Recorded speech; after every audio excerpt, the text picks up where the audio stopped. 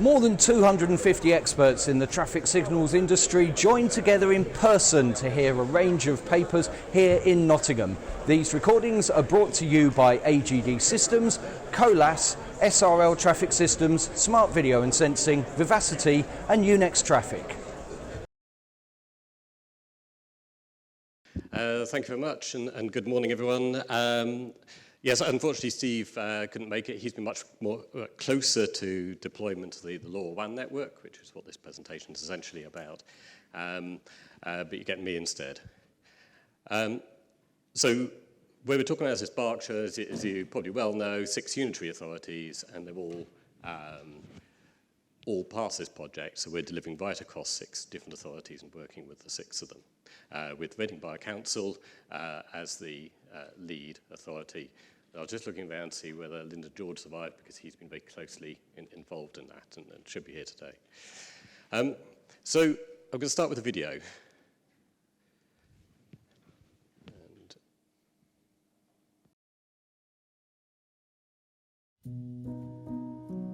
The Smart City Cluster project, backed by over £2 million of Thames Valley Berkshire Local Enterprise Partnership funding, aims to demonstrate how smart technology will help councils deliver better public services. Here we'll show you some initiatives that explore its potential. 3 million over 65s fall each year in the UK, costing the UK government over £3.4 billion per year. The falls prevention system uses smart technology like LightPath to help light the way from bed to bathroom at floor level. Data from remote sensors is fed to the system, reassuring residents or alerting carers and relatives.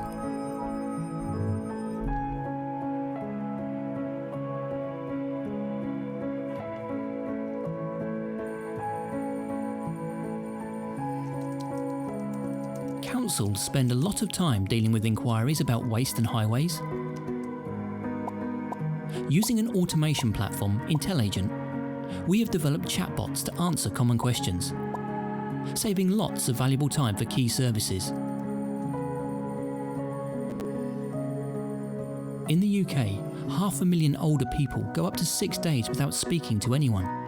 Joy is a web tool developed to help combat loneliness in the community. It's used by care professionals to connect clients to the right services or groups.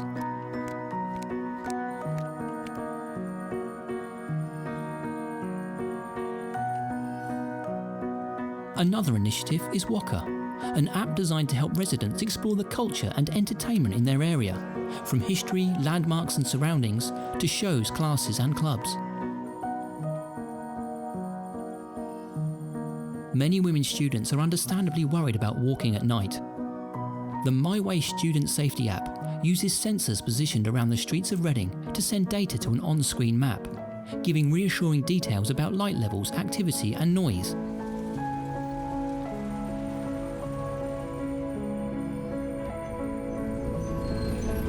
Developed by Ethos, Independability provides vulnerable people with live information on the availability of buses and indicates how busy they are too. It helps make public transport more accessible and reassuring for vulnerable, isolated members of the community.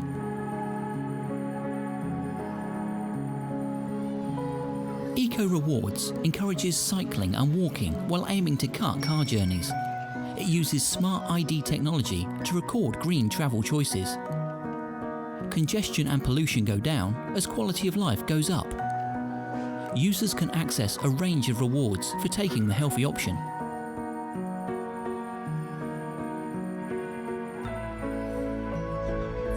Meanwhile, Measurable Energy is a platform designed to help commercial building managers cut building energy by at least 20%. Combining smart power sockets with cloud software and machine learning, the platform automatically controls building energy and emissions.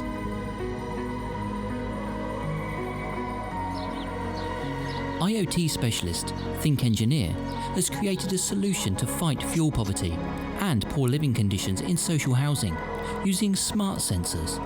And they're also launching a complete IoT ecosystem called ThingPilot to enable the development of more innovative IoT products.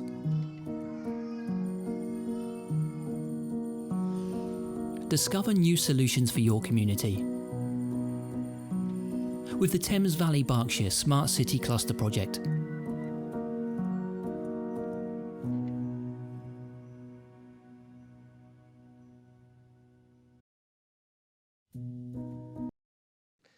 So what has any of that got to do with this conference, you're probably wondering?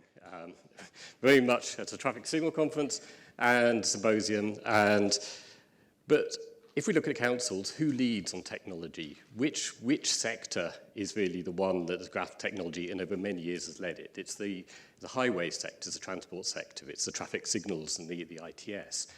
And this project very much came out of that.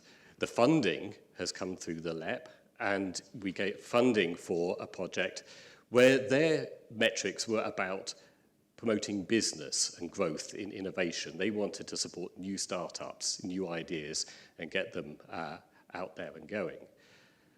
And the platform for that is communication. Now, not all those projects ended up sitting on our Lorawan network, but we got funding for the Lorawan network through that smart city funding. The business case wasn't about putting a bit of kit in for the Lorawan network, but that's what we've got from it. And the Lorawan network is something that came out of transport. Linda George was researching and thought, I can use this for my traffic signals. I can use this to save money and ongoing costs in certain areas by putting this network in. But it has all this other potential. So driving this through for the council and working with the wider council and the wider councils has got us funding we wouldn't otherwise have had. It's created new opportunities, but at the same time, it's delivering the comms that we want for the Lorawan network. And that sort of comms is something that is very integral to what ITS signals company, the local authorities are dealing with every day. It's just another bit of wireless kit that is stuck out there in the network. Very simple diagram. It's probably a bit basic for the audience here, but essentially the Lorawan network is a communications network that's connecting things, and it provides the opportunity. It's the enabler then for new applications to go out there, both applications for the local authority, but also for the wider community to deliver other solutions. Lorawan itself, this is where it sits in the spectrum. You can see that in terms of its range, it's quite long. It's comparable to 3G, 4G, that sort of area. But in terms of data transfer, it's very, very low. It can only take small packets of data. But what it's getting from that, and what the benefit of that is that it doesn't use much power. So you can have a battery in a unit, and it can sit out there for 5 years and not need replacing, sending data all the while, whereas you're going to have to charge your mobile phone every day or two if you're using it for calls. So Lorawan is good for its easy deployment and its long range. It's good for its low maintenance, low cost of deployment. So, you know, if you imagine that you want to put a sensor out on the street, or maybe a sensor in a home, and maybe that's a temperature moisture sensor or something like that, you literally can just get a small box and stick it to the wall, and off you go. It's got a battery in it. It's connected to the Lorawan network that's out and around in the area. It's good for rural access as well, and it can penetrate buildings, much like your mobile phone signal can. It's no good for, obviously, large data transfer, streaming, data streaming, or if you've got absolutely mission-critical applications on there in terms of timing, because it does base on a packet subsystem and a priority through the network. This is Berkshire, and this is the coverage, and we're almost there with it, and almost there with it being live. That is about, coverage is going to be over 90% of the population across all of the areas. So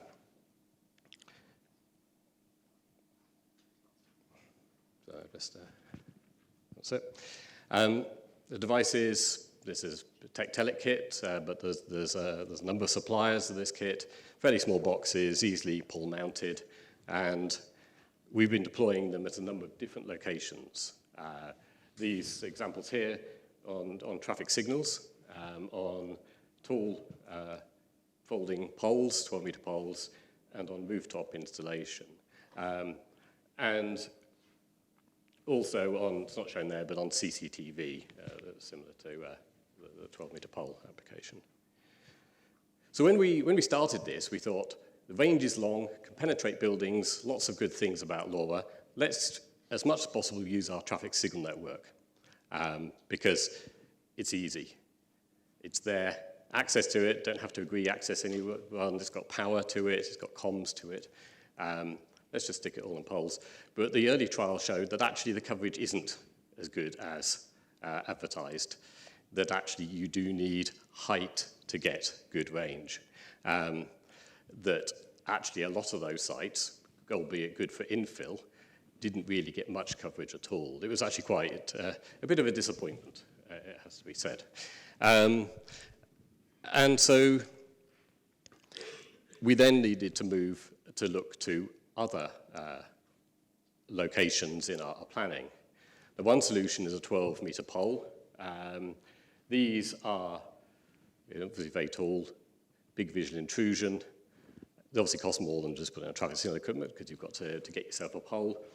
But actually at 12 meters, they do provide, located in the right places, do provide a good range, a good coverage across the network.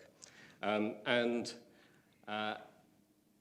we have had challenges with those, particularly in terms of the visual intrusion. We've had to move one. Although they've been located in highways, they've been lined up with street lamps of similar height, etc. They are quite visible. Third location was rooftops, and this is where we moved to early to say how many roofs can we get on top of, because that really does give good coverage. But we have access issues. There's the big tower in the middle of Bracknell that essentially covers the whole area by getting up there, but it took sort of 9 to 12 months to get that agreement through, to get up to the rooftop. And then with COVID, etc., we've had trouble accessing it when we've had to do some maintenance setup issues and other things. But whilst it's there, that is by far the best solution. But it's caused a lot more delay. It's a lot more difficult than just going out there and putting the signal equipment. At the end of the day, about a third of the units are on traffic signals, about a third on buildings, about a third on CCTV and tall poles. And that's the balance we've ended up with. We've also had some problems with the buildings themselves. We've had access issues, we've had wasps' nests, we've had a ladder that's broken off a council car park that we can't get up there now because it needs to be repaired. We've had another ladder inside a water tower, a tall 40-meter one, where there was the internal lighting had been disconnected by a mobile phone company so they could connect their antenna on the roof into the power, and we had to resolve these safety issues and other things before we could get started. And what we are doing, though, is we are delivering savings on terms of operation. The operation of the network is coming under the wider Berkshire sort of signals maintenance framework. That's where it's transferring into. So it is all supported there. And that cost is covered by savings in traffic signal communications. And that's the principle. It is low cost, and then costs will be shared across the 6 authorities. And there's a number of applications to come forward on top of that, fault management systems, gully monitoring, and there's a wide range of other ones that are under development for when we say, yes, the system is there, it's operational, it's fully reliable. So just some final thoughts then. Carbon is the big issue, and people talk about the Internet of Things, and the Internet of Things having a big impact on reducing carbon. But at the same time, the Internet of Things has the potential to generate huge amounts of stuff and huge amounts of data, both of which are contrary to that argument. We need to be thinking as we're doing this, what things do we want to be connecting up? What do we want to use it for? What are the applications for?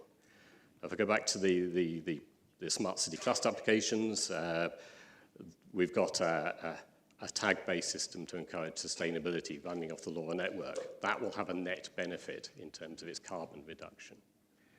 And also we have the measurable smart sockets, and within the project they're connected by Wi-Fi, but there's no reason why they can't be connected by Lorawan, and that is looking at reducing building energy use by about 15 to 20% with a 4-year payback on investment in sockets. And they've just secured some very, very large backing funding to roll out 10,000 units with the next rollout after those 100,000 to really get going. So Internet of Things and what we do can be very important and benefit here. But at the same time, data itself has can have a high cost. People talk about internet streaming having the same carbon footprint as Belgium, things like that, and we need to be well aware of that. So just finally then, and I appreciate I've got a little red light down here that's appeared. Finally, as traffic signal practitioners and working in the communications sector around this, what you do has a potential to be much wider in its application, to support a much wider application of smart city applications than just looking within our sector. And I think that's the key message that I want to leave you today. Okay, thank you.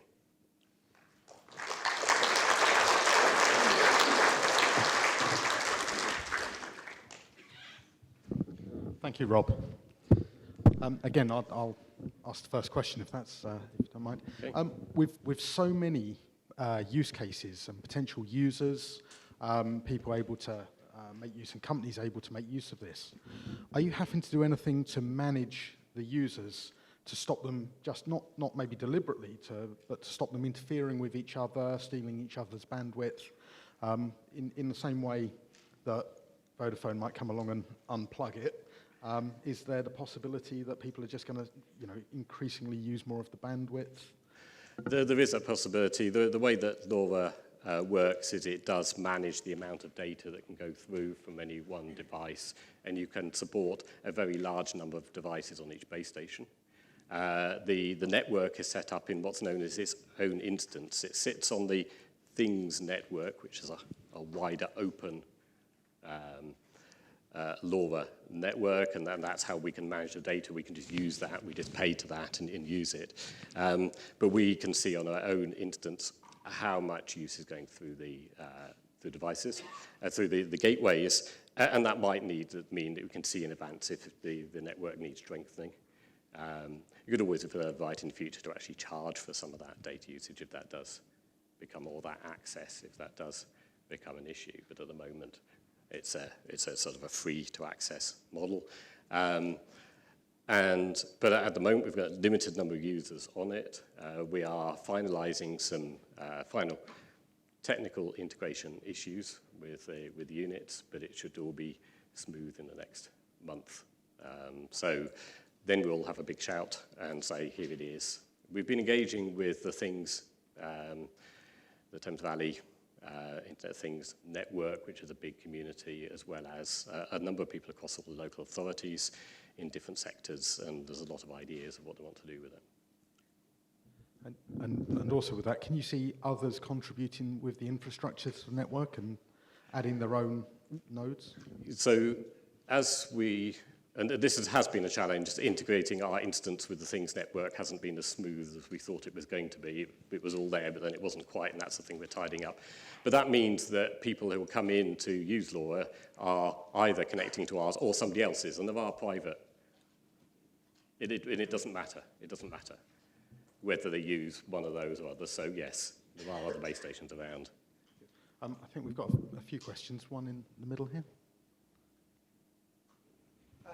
Yes, thank you very much for the presentation. You might have to wait for the mic.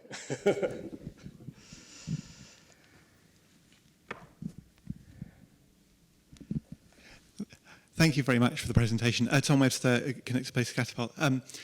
I saw quite a few were going up in the vicinity of street lighting columns of your units, but not on the street lighting columns, and I'm guessing there may be a story behind that. Yes, that's right.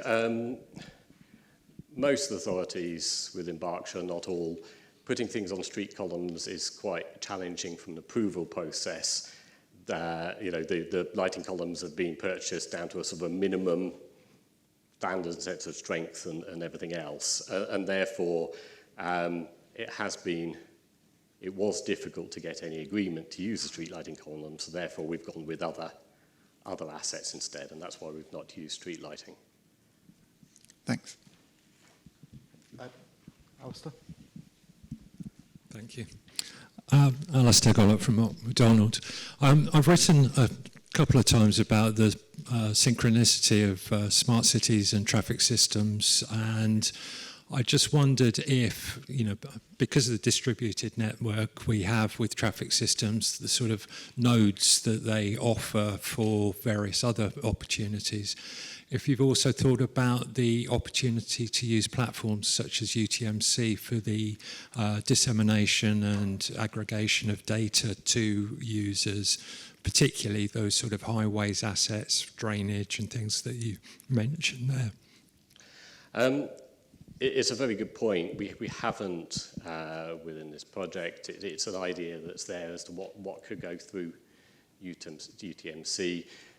As it is, the applications that sit on the internet, they're sort of independent applications at the moment that are connected to the devices. But that's certainly something, as we get more onto it, would be worth thinking about and better to think about, because there is a whole standardization, sharing of data, and it's how we best share that data. Do we do something like UTMC? At the same time, there's a Berkshire open data platform that was built a number of years ago, but it's sort of been revamped, and that is just sucking data from a number of different sources, including UTMC, and just putting it in one place. And how much do we need to integrate things, or how much do we just need things to be able to easily be pulled together so you can just draw what you want through a single location? And we very much saw that open data platform as the best way to get the data, albeit different systems are sitting on different locations. Okay, any more questions? Okay, well, thank you very much. Okay, thank you.